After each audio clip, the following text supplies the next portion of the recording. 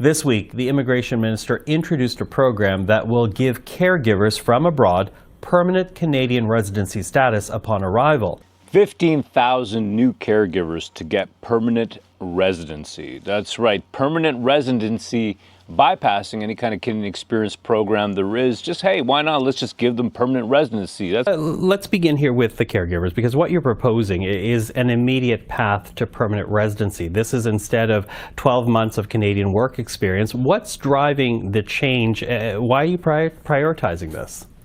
Well, first, I think it fundamentally makes sense. An immediate path to permanent residency. It fundamentally makes sense. What do you think? Yeah, they're changing the conditions. My name is Rohan Go Home Kumar, and this is Old Stock Ashley, and we're just looking at Mark Millar and what he's saying, the immigration minister. But you used the word exploitation, Minister. What kind of stories were you hearing about that was concerning to you?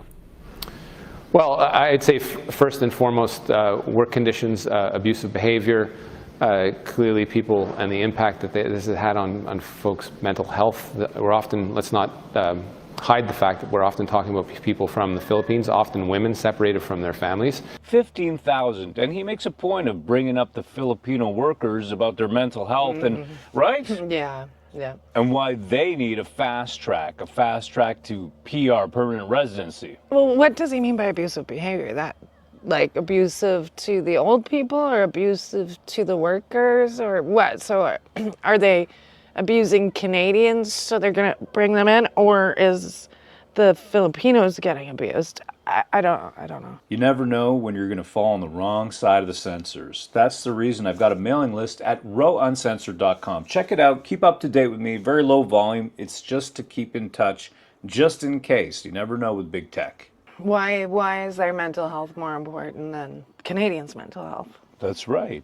My sister works in elderly care. You know that? And you were saying that your cousin does too. Is going into the handicap care. Right. The thing is, look, our own people here are working in mental or elderly care, the rest, but no, we got to import 15,000 Filipinos. Why? Because of their mental health, because they're separated from their families. Look, it sucks. There's no doubt. Life is difficult out there. But what about our own people? That's all I'm saying. What about our own people? Well, and also don't forget that they have separated Canadians from their own Canadian families for the last 4 years. Right. On purpose. You're referring to the demic. Yes. Absolutely. They don't mind that. They don't mind doing that. So it's a matter of principle, and it's all about being treated fairly when it applies to foreigners, people who are not Canadian citizens. When it applies to our own people, not so much, huh? Our own Canadian women. What about us? Yeah. You continue on this path, and let me tell you where you end up. You end up in a world where you can't even call a spade a spade. Alexis, she comes down from heaven. Alexis, of course, the racist angel, and she comes down from heaven, and she doesn't understand the rules.